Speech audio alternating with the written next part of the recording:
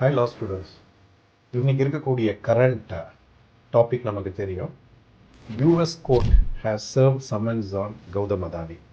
இப்போ service of summons நம்ம கேள்விப்பட்டிருப்போம்.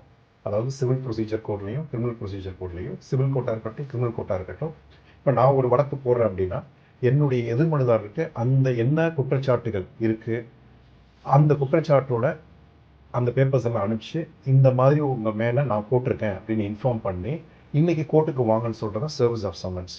இப்போ கௌதம் அதானி மேலே யூஎஸ் கோர்ட்டில் வந்து US securities and exchange commission நம்ம இதில் செபி மாதிரி ஒரு சூட் ஃபைல் பண்ணியிருக்காங்க. ஏன்னா Adani green limited company American இன்வெஸ்டர்ஸ்க்கு சில தகவல் வந்து பொய்யா சொல்லியிருக்காங்க, மறைச்சிருக்காங்க அப்படிங்கிறதான் குற்றச்சாட்டு.